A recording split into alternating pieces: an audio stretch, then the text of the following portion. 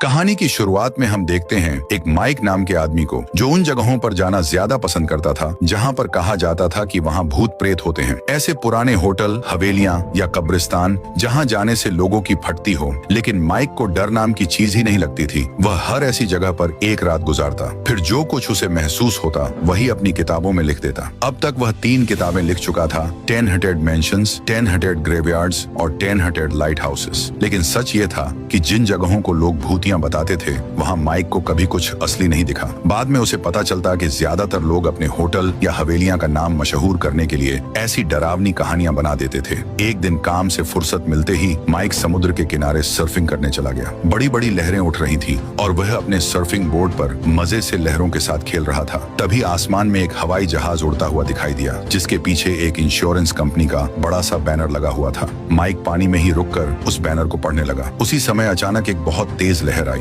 लहर ने माइक के सर्फिंग बोर्ड को जोर से उछाल दिया और बोर्ड सीधे उसके सिर से टकरा गया। टक्कर इतनी तेज थी कि माइक बेहोश होकर पानी में डूबने लगा। तभी पास ही खड़ा एक आदमी भागता हुआ उसकी मदद करने आया। अगले ही पल माइक जोर जोर से खांसते हुए उठ बैठा। वह पूरी तरह ठीक था और बच गया। अगले दिन माइक फिर से अपने काम में लग गया। वह एक पोस्ट ऑफिस पहुंचा और वहां से अपनी आई हुई चिट्ठियां लेने लगा। उन चिट्ठियों में एक अजीब सा पोस्ट कार्ड भी था। उस कार्ड पर न्यूयॉर्क के एक होटल की तस्वीर बनी थी, जिसका नाम था डॉल्फिन होटल। माइक ने कार्ड को पलट कर देखा तो उस पर सिर्फ एक ही लाइन लिखी थी, रूम नंबर 1408 में मत जाना। यह पढ़ते ही माइक के मन में जिज्ञासा जाग गई। डरने के बजाय उसने उसी समय तय कर लिया कि वह इसी होटल में जाएगा और खास तौर पर रूम नंबर 1408 में ही रात बिताएगा। रिसेप्शन पर पहुंचकर माइक ने साफ कहा कि उसे आज रात रूम नंबर 1408 चाहिए, जिसे सुनते ही रिसेप्शनिस्ट थोड़ा घबरा गए। उसने माइक से कहा कि वह कुछ देर इंतजार करें और तुरंत होटल के मैनेजर को बुलाने चली गई। कुछ ही देर बाद होटल का मैनेजर जेरल्ड ओलिन वहां आ गया। वह माइक को अपने ऑफिस में ले गया और बैठाकर उसे महंगी शराब की बोतल ऑफर की। फिर उसने बहुत गंभीर आवाज में कहा कि माइक होटल का कोई भी कमरा ले सकता है, लेकिन 1408 नहीं। यह सुनकर माइक को और भी हैरानी हुई। उसने तुरंत उस होटल के बारे में पुरानी अखबारों और रिकॉर्ड्स की तलाश शुरू कर दी थी। उसे पता चला कि साल 1928 में एक फैक्ट्री मालिक की मौत उसी कमरे में हुई थी और सिर्फ वही नहीं, उसके बाद भी उस कमरे में दर्जनों लोगों की रहस्यमय मौतें हो चुकी थी। यह सब पढ़ने के बाद माइक की जिज्ञासा और बढ़ गई। वह सच जानना चाहता था, इसलिए उसने न्यूयॉर्क में अपने पब्लिशर सैम फेरल को फोन किया और उस कमरे में ठहरने के लिए कानूनी मदद मांगी। सैम ने अपने वकील से बात करने के बाद बताया कि अगर किसी होटल का कमरा खाली है तो कानून के हिसाब से होटल किसी मेहमान को वहां रुकने से रोक नहीं सकता। लेकिन सैम ने यह भी पूछा कि क्या माइक सच में न्यूयॉर्क वापस आना चाहता है। असल में माइक पहले न्यूयॉर्क में ही रहता था। उसकी शादी लिली एंसलाइन से हुई थी, लेकिन दोनों के बीच किसी बात को लेकर झगड़ा हो गया था। इसी वजह से माइक कई साल पहले उसे छोड़कर लॉस एंजलिस चला गया था। उसने अपने परिवार से भी दूरी बना ली थी। अब उसकी जिंदगी में बस उसका काम ही बचा था। इसी कारण माइक ने ज्यादा सोचे बिना फैसला कर लिया। अगली ही रात वह न्यूयॉर्क पहुंच गया और सीधे होटल आ गया। डॉल्फिन होटल ऑफिस में बैठकर मैनेजर ओलिन ने उसे समझाने की आखिरी कोशिश की। उसने कहा कि रूम नंबर 1408 में अब तक इतनी मौतें हो चुकी हैं कि कोई भी वहां 1 घंटे से ज्यादा टिक नहीं पाया। वह होटल में एक और मौत का खतरा नहीं लेना चाहता। माइक बस मुस्कुराया और बोला, अच्छी कोशिश थी, लेकिन तुम मुझे डरा नहीं सकते। तब ओलिन फाइल निकालकर माइक के सामने रख दी। उस फाइल में उन सभी लोगों की तस्वीरें और रिकॉर्ड थे जो उस कमरे में मर चुके थे। उसने बताया कि असल में उस कमरे में 56 मौतें हो चुकी हैं और ज्यादातर मौतें बहुत ही अजीब और डरावने तरीकों से हुई थी। ये सुनकर माइक भी कुछ पल के लिए चुप रह गया। ओलिन ने कहा कि अगर माइक चाहे तो यहीं ऑफिस में बैठकर उसे उस कमरे के बारे में जितना पूछना है पूछ सकता है, लेकिन उसे वहां रुकने की जिद नहीं करनी चाहिए। माइक कुछ देर सोचता रहा। फिर उसने ओलिन से उसी महंगी शराब का एक गिलास मांगा। ओलिन ने उसे पूरा बोतल ही दे दिया। माइक ने धीरे धीरे शराब का एक गिलास पिया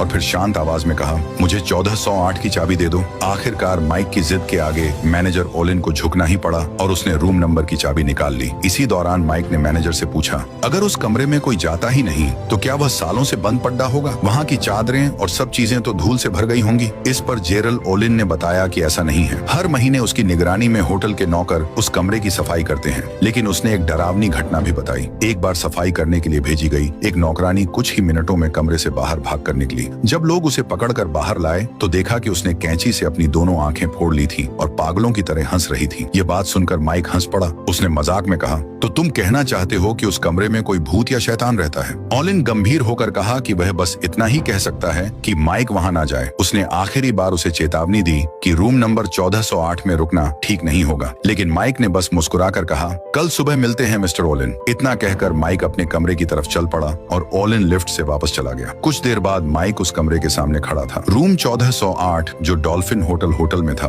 पास वाले कमरे 1410 में उसने एक महिला को अपने बच्चे के साथ जाते हुए देखा। इससे उसे लगा कि शायद सब कुछ उतना डरावना नहीं है जितना बताया जा रहा था। फिर उसने धीरे से कमरे का दरवाजा खोला। अंदर पूरा अंधेरा था। जैसे ही उसने लाइट जलाई, उसका चेहरा थोड़ा हैरान रह गया। कमरा बाहर से जितना डरावना लग रहा था, अंदर से उतना नॉर्मल दिख रहा था। माइक ने अपना वॉइस रिकॉर्डर निकाला। वह हमेशा अपने अनुभव रिकॉर्ड करता था ताकि बाद में उन्हें अपनी किताब में लिख सके। रिकॉर्डर चालू करते हुए वह कमरे का जांच करने लगा और बोलने लगा कि होटल का मैनेजर लोगों को डराने में अच्छा है, लेकिन कमरा देखने में बिल्कुल आम सा लगता है। कमरे में तापमान नियंत्रित करने के लिए एक थर्मोस्टेट भी लगा हुआ था, लेकिन वह बहुत ऊंचे तापमान पर अटका हुआ था, जिससे कमरे में हल्की गर्मी महसूस हो रही थी। कारपेट पर कुछ पुराने दाग थे और फर्नीचर भी काफी पुराना लग रहा था। फिर माइक खिड़की के पास गया और बाहर का नजारा देखने लगा। बाहर सामने दूसरी इमारतें थीं और सड़क पर ट्रैफिक का शोर सुनाई दे रहा था। उसने रिकॉर्डर में कहा कि यहाँ का दृश्य भी कोई खास नहीं है। तभी अचानक कमरे में एक गाना बजने लगा। आवाज बिस्तर के पास रखे एक रेडियो से आ रही थी, जिसमें एक घड़ी भी लगी हुई थी। उसी समय माइक की नजर बिस्तर पर गई। तकिए के ऊपर 2 चॉकलेट के पैकेट रखे हुए थे। यह देखकर वह हैरान रह गया,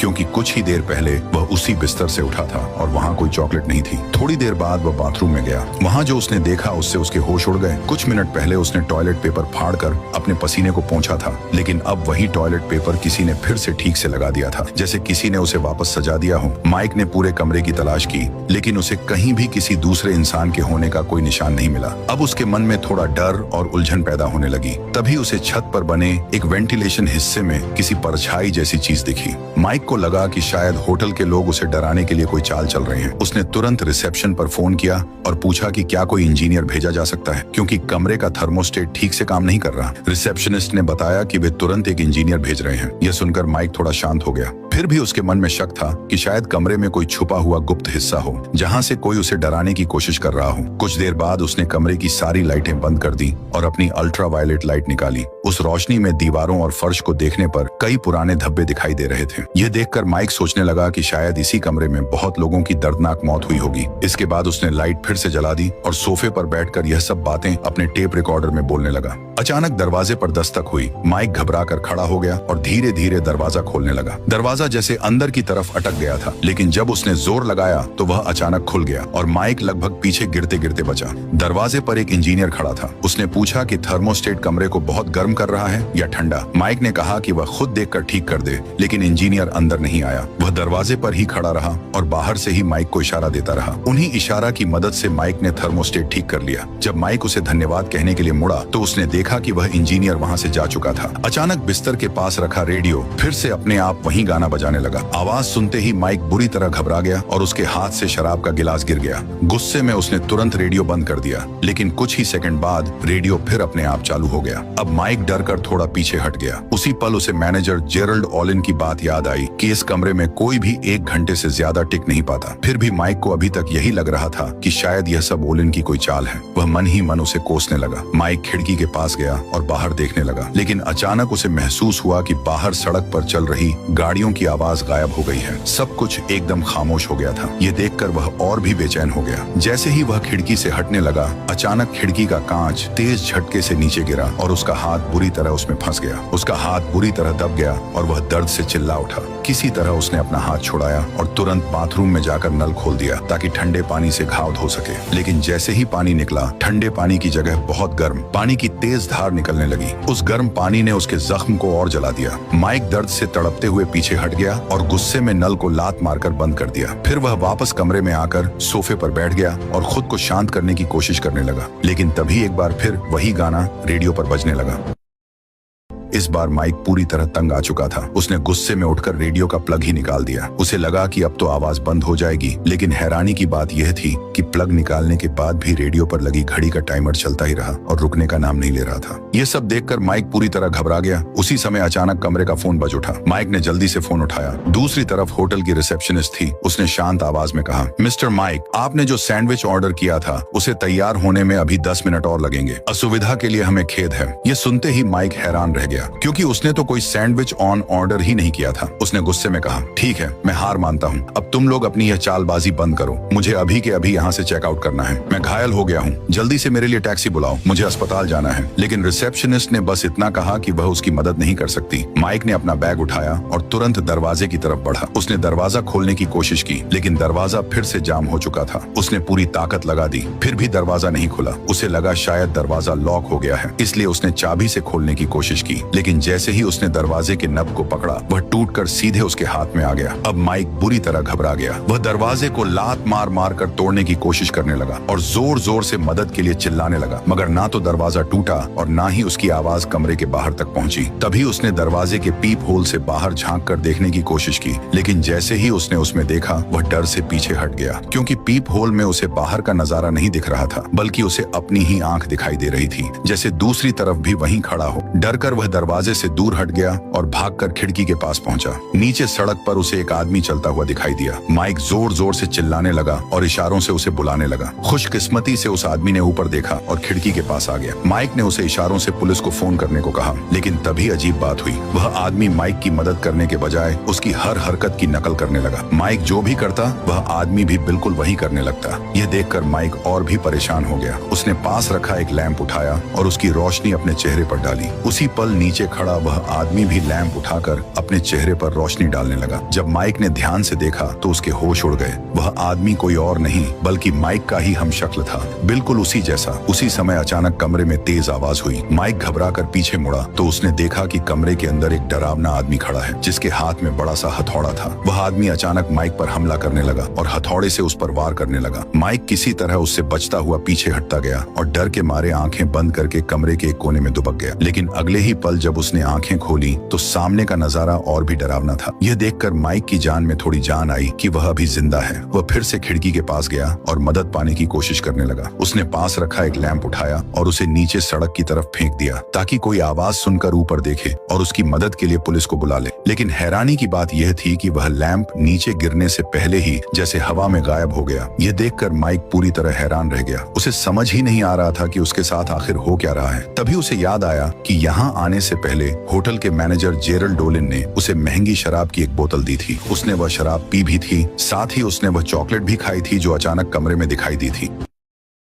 अब माइक को शक होने लगा कि कहीं उन चीजों में कुछ मिलाया तो नहीं गया था। तभी अचानक कमरे में एक छोटी लड़की की आवाज गूंजी, डैडी, मैं आपको देख सकती हूँ। ये सुनते ही माइक का दिमाग सुन्न पड़ गया, क्योंकि वह आवाज उसकी बेटी केटी की थी। उसकी बेटी की कुछ साल पहले ही मौत हो चुकी थी। माइक घबराकर तुरंत लिविंग रूम की तरफ भागा, लेकिन वहाँ कोई नहीं था। वह डर कर एक जगह बैठ गया और खुद को संभालने की कोशिश करने लगा। उसी समय उसकी नजर फिर खिड़की की तरफ गई। उसने देखा कि एक आदमी और एक औरत खिड़की से कूदते हुए दिखाई दे रहे हैं, जैसे कोई आत्महत्या कर रहा हो। ठीक उसके बाद लिविंग रूम में कुछ टूटने की आवाज आई। माइक भागकर वहां पहुंचा तो उसने देखा कि दीवार में एक बड़ी दरार पड़ गई है और उस दरार से खून जैसी लाल तरल चीज बह रही थी। इन सारी अजीब घटनाओं ने माइक को पूरी तरह उलझा दिया। उसे समझ नहीं आ रहा था कि क्या सच है और क्या भ्रम। उसे लगने लगा कि शायद वह कोई डरावना सपना देख रहा है। फिर उसने दरवाजे के पास लगे होटल के नक्शे को देखा। उससे उसे पता चला कि बगल वाले कमरे की खिड़की बाहर से लगभग 18 फीट दूर है। माइक ने सोचा कि अगर वह खिड़की से बाहर निकल जाए और दीवार के किनारे किनारे चलते हुए उस खिड़की तक पहुंच जाए तो शायद वह बच सकता है। वह खिड़की से बाहर निकल गया और बड़ी मुश्किल से बिल्डिंग की पतली सी किनारी पर पैर जमाकर धीरे धीरे खिसकते हुए दूसरे कमरे की खिड़की की तरफ बढ़ने लगा। लेकिन जब वह थोड़ा आगे पहुंचा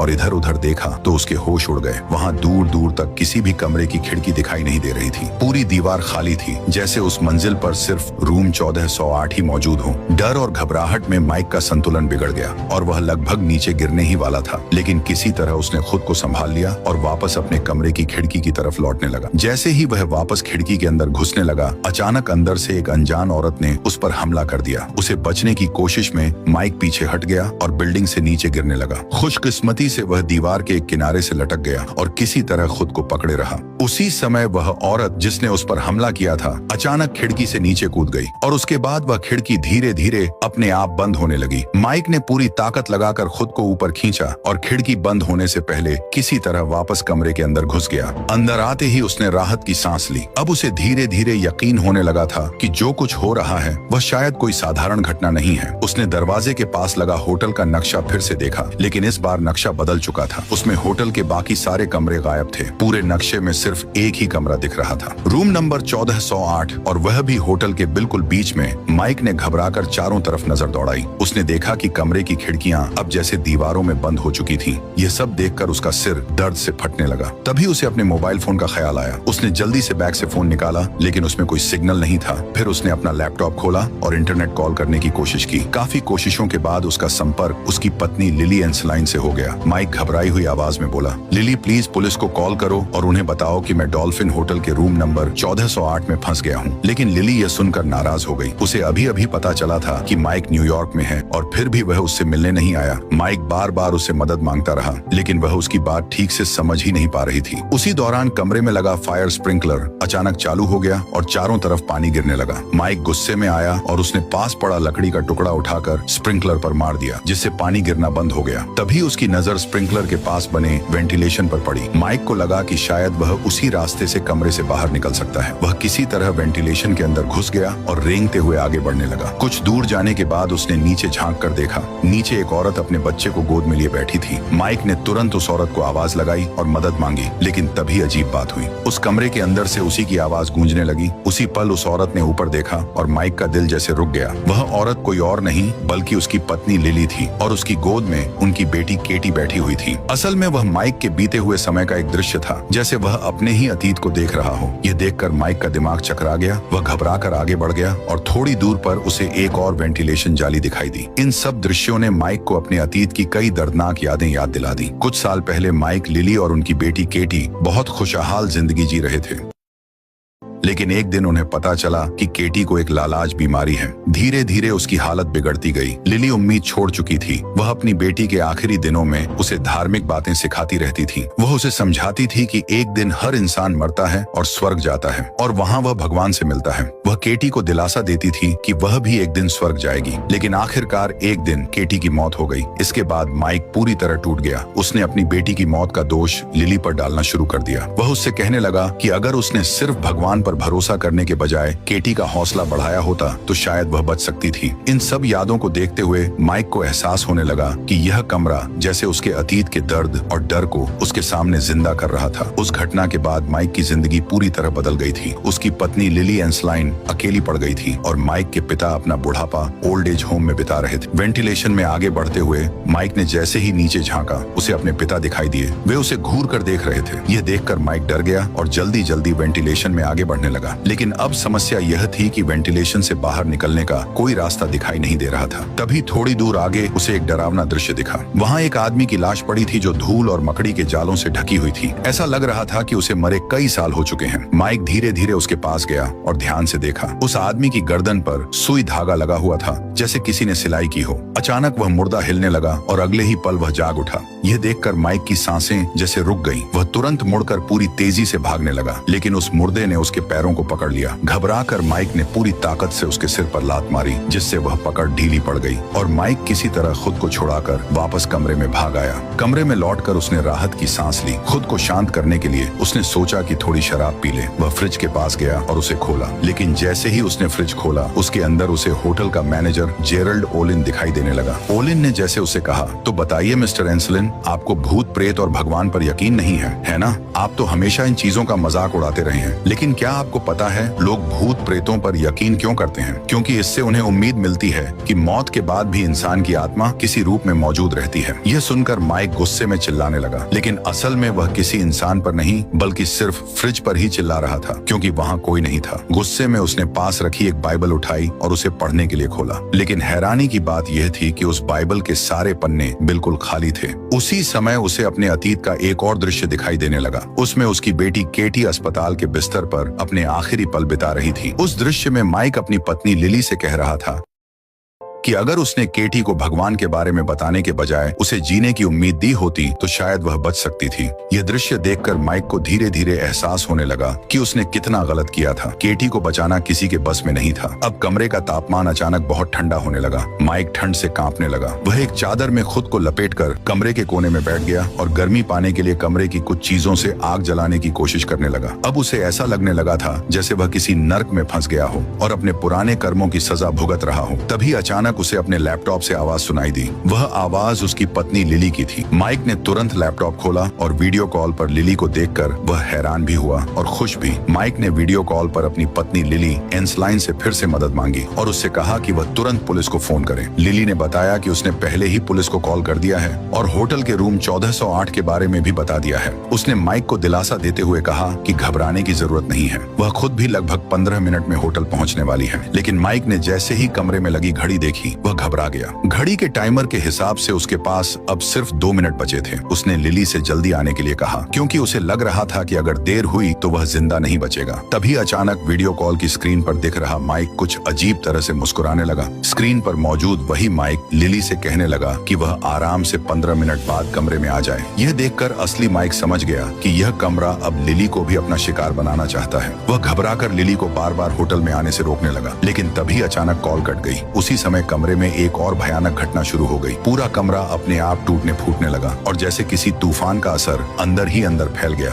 अचानक कमरे के अंदर तेज बारिश होने लगी। फिर कमरे की दीवारों पर लगी पेंटिंग्स जैसे जीवित होने लगा। यह देखकर माइक गुस्से में आ गया। उसने पास पड़ी लकड़ी उठाई और दीवार पर लगी समुद्र की एक पेंटिंग पर जोर से वार कर दिया। जैसे ही वह पेंटिंग टूटी, कमरे में अचानक हर तरफ पानी भरने लगा। कुछ ही सेकंड में कमरा पूरी तरह पानी से भर गया और माइक उसमें डूबने लगा। लेकिन अगले ही पल एक चौंकाने वाला दृश्य सामने आया। माइक की आंखें खुली और उसने खुद को समुद्र के किनारे रेत पर पड़ा हुआ पाया। वह सर्फिंग के कपड़ों में था, जैसे अभी अभी समुद्र से बाहर निकला हो। तभी पास से गुजर रहा एक आदमी उसे उस हालत में देखकर उसके पास आया। माइक की हालत बहुत खराब थी, इसलिए वह आदमी उसे तुरंत अस्पताल ले गया। कुछ देर बाद माइक को होश आया तो उसने खुद को अस्पताल के बेड पर पाया। उसके पास लिली बैठी थी। लिली ने बताया कि सर्फिंग करते वक्त माइक का सर्फ बोर्ड उसके सिर से टकरा गया था। उसी वजह से वह बेहोश हो गया। कुछ लोगों ने उसे तुरंत अस्पताल पहुंचा दिया था, लेकिन माइक को यह बात समझ नहीं आ रही थी। उसने हैरानी से लिली को बताया कि वह तो होटल डॉल्फिन में था, वहीं से उसने उसे फोन भी किया था। मगर लिली ने साफ कहा कि उसे माइक का कोई कॉल नहीं मिला। यह सुनकर माइक और भी उलझन में पड़ गया। अस्पताल से छुट्टी मिलते ही माइक लिली के साथ एक रेस्टोरेंट गया। वहां बैठकर उसने रूम नंबर 1408 में उसके साथ जो कुछ भी हुआ था सब बता दिया। तभी अचानक माइक की नजर रेस्टोरेंट में बैठी एक औरत पर पड़ी। वो बिल्कुल वही औरत लग रही थी जिसे माइक ने उस कमरे की खिड़की से कूदते हुए देखा था। लेकिन जैसे ही माइक ने पलक झपकी, वहाँ कोई दूसरी ही औरत बैठी थी, जैसे अभी अभी सब बदल गया हो। माइक को लगा शायद उसका दिमाग उसके साथ खेल खेल रहा है। उसने उन चिट्ठियों में होटल डॉल्फिन का पोस्ट कार्ड ढूंढना शुरू किया, लेकिन उसे कहीं भी ऐसा कोई पोस्ट कार्ड नहीं मिला। फिर उसने अखबारों में होटल डॉल्फिन से जुड़ी खबरें तलाश करनी शुरू की। एक खबर उसे याद थी जिसमें एक फैक्ट्री मालिक की मौत का जिक्र था, मगर अब उसी खबर में वजह कुछ और लिखी थी। अखबार के मुताबिक उस आदमी ने पुल से कूदकर आत्महत्या की थी। यह पढ़कर माइक को लगने लगा कि शायद जो कुछ उसने देखा था वह सब बस एक डरावना सपना था। माइक को अपने पिता और लिली को छोड़कर जाने की बात पर शर्मिंदगी भी महसूस हो रही थी। वह दोनों के पास गया और उनसे माफी मांगी, लेकिन सच यह था कि वह सपना उसके दिमाग में इतना गहरा बैठ चुका था कि उसे बिल्कुल हकीकत जैसा लग रहा था। उस याद से छुटकारा पाने के लिए माइक एक दिन पोस्ट ऑफिस गया। वहाँ उसने एक कर्मचारी को देखा। जैसे ही वह आदमी उसकी तरफ मुड़ा, माइक के पैरों तले जमीन खिसक गई, क्योंकि वह बिल्कुल उसी वेटर जैसा दिख रहा था जो होटल डॉल्फिन में था। माइक ने ध्यान से आसपास देखा